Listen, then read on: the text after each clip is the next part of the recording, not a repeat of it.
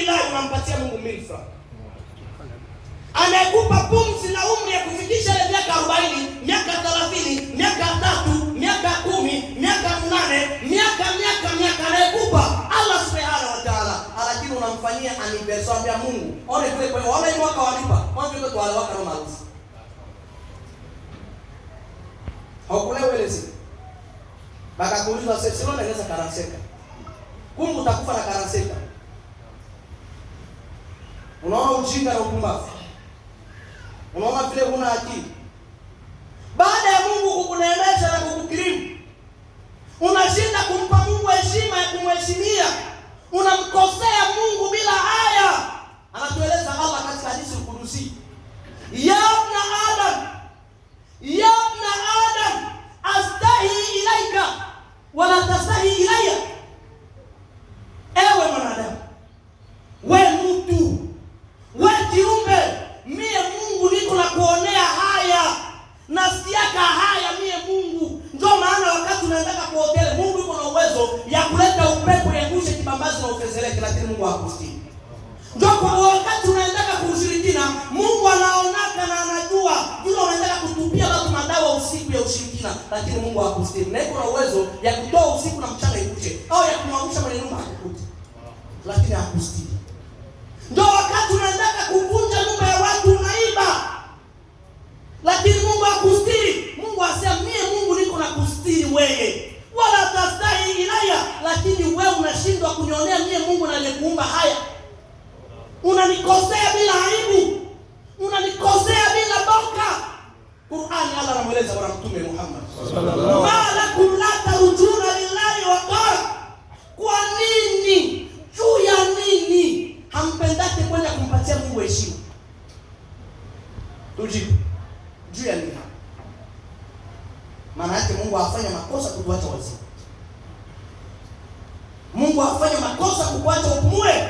Angalia leo. Kwanza angalia maisha ya dunia. Tunacheza nao bure ndugu yangu.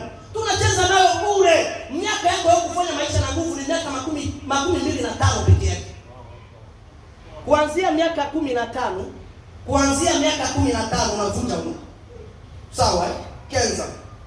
Kenza mpaka 40. Miaka ngapi iko katikati? Iko 25. Haya, umuulize mtu wa Karaseka, ataruka mbio vile kwa karuka kukaraseka. Unaona mwisho ya maisha. Lakini kati ya Karaseka unafanya cha ajabu. Inyeka kwenda kufanya ubakie ndani ya moto wa jahannam khalidina fiha abadan, milele kwa milele. Maisha ni maisha. Kuanzia kuzalika mpaka kufa. Ndio inaitoka jina yetu Mungu. Unaona tu anachezea Mungu. Na kunafikiaka siku unaingia ndani ya mwanandani, mwenye huko unampokea, wewe uko kuhusia kama wewe uko unataka kumzika hapa, alikuwa mcha Mungu kumshinda. Inakuwaka na siku unasimama nyuma ya jeneza, unasema huyu mwenye niko na mzika hapa ni mtoto mdogo ambaye hayafanya dhambi, lakini leo niko namsalia salatu janaza. Lakini wewe mfanya dhambi unawazaka nini baada ya kuwazika watu wema? Angalia kiumbe bora wa Mtume Muhammad alifariki na miaka 63.